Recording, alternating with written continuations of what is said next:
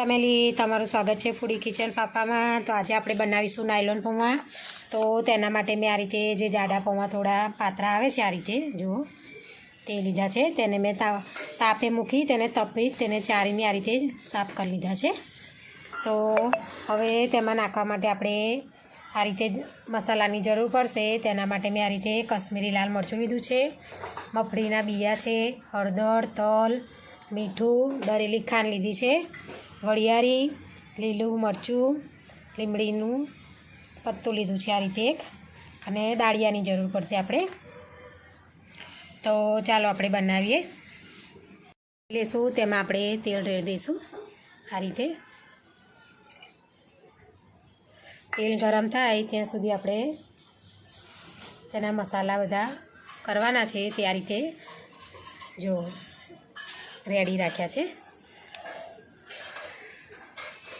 તેલ ગરમ થાય એટલે તેમાં આપણે સૌથી પહેલાં આપણે મગફળીના બિયા નાખી દઈશું, જેથી કરીને મગફળીના બિયા જો કાચા હોય તો કમ્પ્લીટ શેકાઈ જાય એટલા માટે। તો તેલ થઈ ગયું છે, હવે તેમાં આપણે આ રીતે મગફળીના બિયા નાખી દઈશું। તેને થોડા શેકી લઈશું આ રીતે।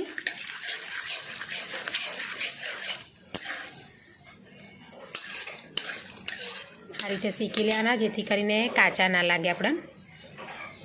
હવે તેમાં આ રીતે દાળિયા નાખી દઈશું, લીલા મરચાં નાખીશું,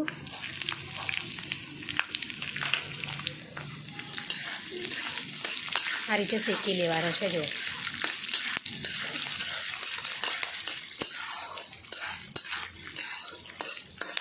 આ રીતે થોડું શેકાઈ જાય પછી તેમાં આપણે વ્હાઈટ તલ નાખી દઈશું આ રીતે। મીઠા લીમડાના પાન નાખીશું, તેને પણ આ રીતે શેકી લેવાનું છે।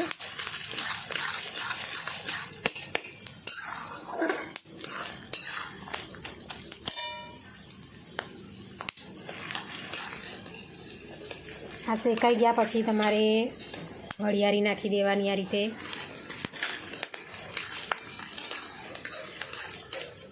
બધું મસાલા જે નાખ્યા છે તે શેકાઈ જાય એટલે પછી તેમાં આપણે જે પૌવા લીધા છે તે નાખી દઈશું આ રીતે। ગેસ તમારે એકદમ મીડિયમ ટુ લો રાખવાનો છે, તેને સતત આ રીતે હલાવ્યા કરવાનું। જ્યારે પણ તમે પૌવા નાખો ત્યારે તેને એકદમ લો કરી દેવાનો ગેસ, જેથી કરીને પૌવા આપણા ચોટે નહીં। હવે આપણે તેમાં મસાલા કરવાના છે તેટલા માટે આ રીતે નાખ્યા પછી તેને આ રીતે મિક્સ કરી લઈશું આપણે। જો આ ટાઈમે તમારા પૌવા જો થોડા હવાઈ ગયેલા હોય તો આ ટાઈમે તમારે શેકી લેવાના પૌવાને, એટલે જેથી કરીને જો હવાઈ ગયેલા પૌવા હોય તો ક્રિસ્પી એવા થઈ જાય સરસ આ રીતે।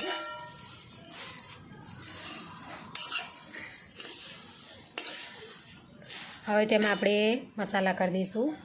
તેમાં આપણે કશ્મીરી લાલ મરચું નાખીશું, કારણ કે ઓલરેડી મેં લીલું મરચું નાખેલું છે અંદર તેટલા માટે। હળદર નાખીશું, દળેલી ખાંડ નાખી દઈશું, તમારે બધું તમારા ટેસ્ટ પ્રમાણે લેવું। મીઠું નાખીશું ટેસ્ટ પ્રમાણે। એ મિક્સ કરી લેવાનું છે આ રીતે જુઓ।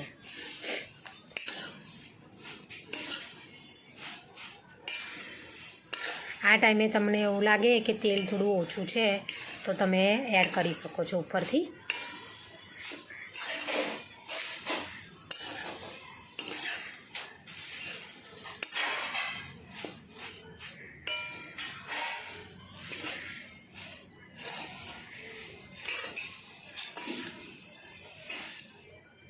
તો જો આપણા પૌવા આ રીતે મિક્સ થઈ ગયા છે।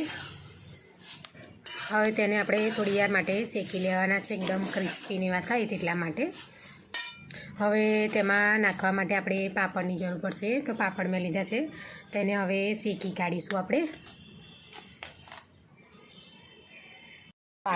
પાપડ આ રીતે આપણે શેકીને રેડી કરી દીધા છે। હવે તેને આપણે નાના નાના આ રીતે ભૂક્કો કરી દઈશું।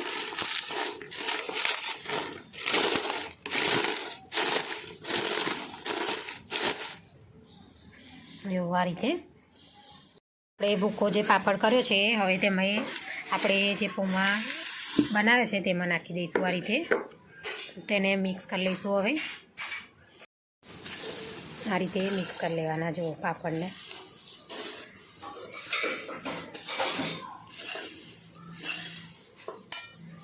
તો જો આ રીતે આપણે નાયલોન પૌવા બનીને રેડી થઈ ગયા છે નાના બાળકોને આ રીતે લંચ બોક્સમાં તમે બનાવીને આપી શકો છો આ રીતે આપણે નાયલોન પૌવા બનીને રેડી થઈ ગયા છે તો અમારી વિડીયો તમને કેવી લાગી તે કોમેન્ટ કરીને કહેજો તમે પણ આ રીતે ઘરે ટ્રાય કરો તો જો અમારી વિડીયો તમને પસંદ આવી હોય તો લાઇક શેર સબસ્ક્રાઈબ કરવાનું ભૂલતા નહીં થેન્ક્સ ફોર વોચિંગ